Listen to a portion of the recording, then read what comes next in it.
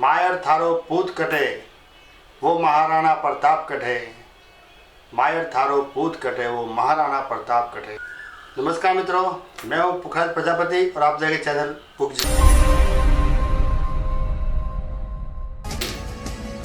हम इस चैनल पर हर रोज नई नई जानकारी लेकर आते हैं और हम आज से आपके लिए एक ऐसी जानकारी भी प्रस्तुत करेंगे जिसे आप जानना चाहते हैं और दिल से आप उसे सराहेंगे, देखेंगे और उसे लाइक करेंगे। जी हाँ, आज हम लेकर आए हैं महाराणा प्रताप की वीर गाथा, जो आप सबके लिए जानकारी का विषय है। आप जानते ही हैं उनके बारे में, लेकिन फिर भी हम आपके लिए प्रस्तुत कर रहे हैं महाराणा प्रताप की जन्म गाथा, वीर गाथा, जय जय महाराणा प्रताप। उसी गाथा को हम लेकर आए आज। 9 मई उनकी जन्म जयंती है। मायर थारो पूत कटे वो महाराणा प्रताप कटे। मायर थारो पूत कटे वो महाराणा प्रताप कटे। जी हाँ, आज उसी सूरवीर महाराणा प्रताप की गाथा आपके समक्ष प्रस्तुत करने जा रहे हैं। महाराणा प्रताप इस भारत भूमि के मुक्ति मंत्र के नायक हैं। राणा प्रताप आज़ादी की अपराजित काल का विधायक है। यह अजर अमरता का गौरव अलौकिक करता हुआ सूर्य है। आदर्शों के दुर्गम पथ पर चलने वाला वह एक वीर पुरुष है। राणा प्रताप की खुददारी भारत माता की पूंजी है। ये वो धरती है जहाँ कभी चेतक की टापें गुंजा करती थी। पत्थर पत्थर में जगह था, विक्रमी तेज बलिदान था। जय एक लिंग का ज्वार था, जागा था खड़क भवानी माँ।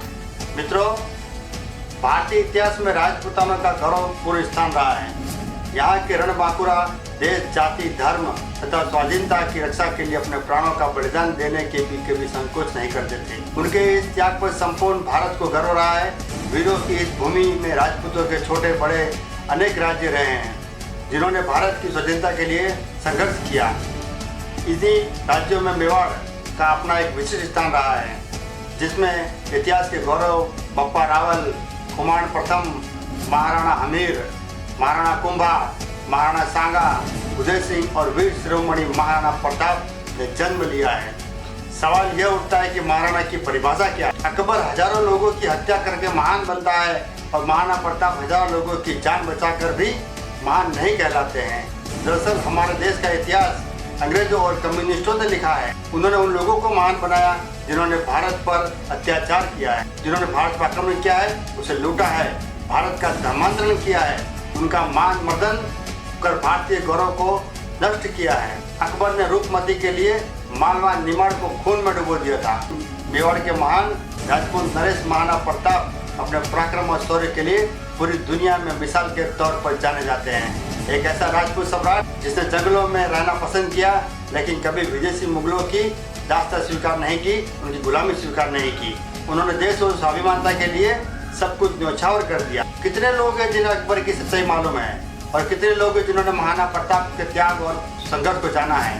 प्रताप के काल में दिल्ली में तुर्क सम्राट अकबर का शासन था, जो भारत के सभी राजा महाराजाओं को अपने अधीन कर उनसे गुलामी करवाता था।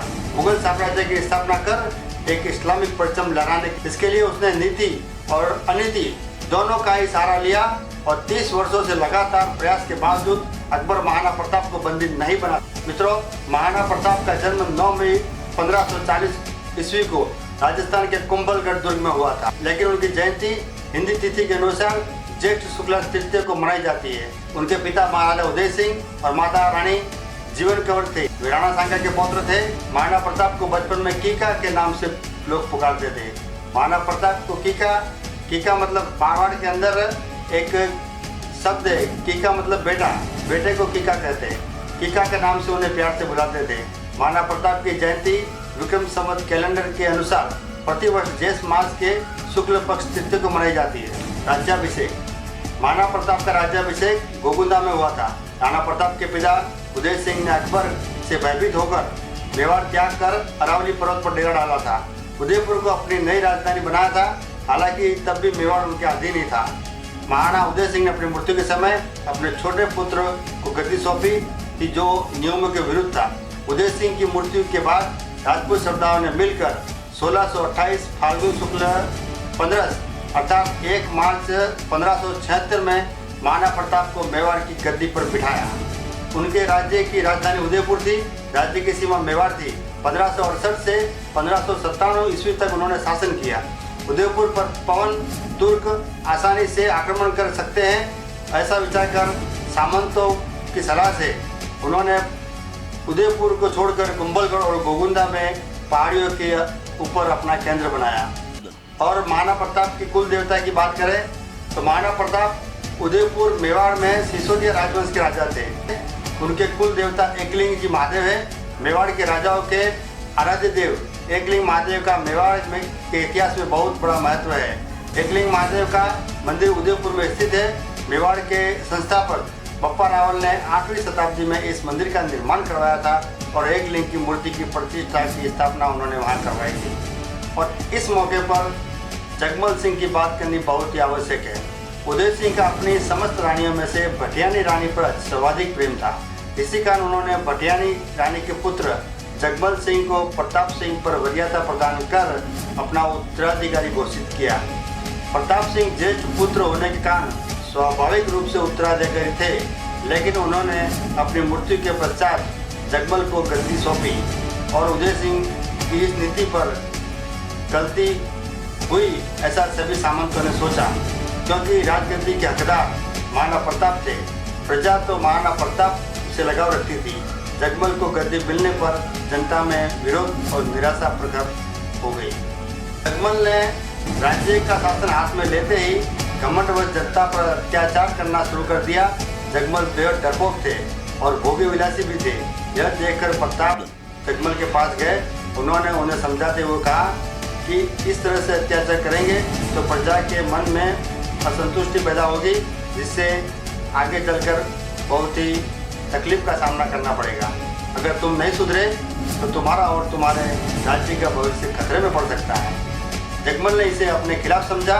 गुस्से में उन्होंने कहा कि तुम मेरे भाई हो सही, परंतु मन रहे कि तुम्हें मुझे उपदेश देने का कोई अधिकार नहीं है। उन्होंने महाराणा प्रताप से कह दिया कि तुम आज ही मेरे सीमा अधिकार से बाहर चले जाओ, और प्रताप चुपचाप वहाँ से चल दिए।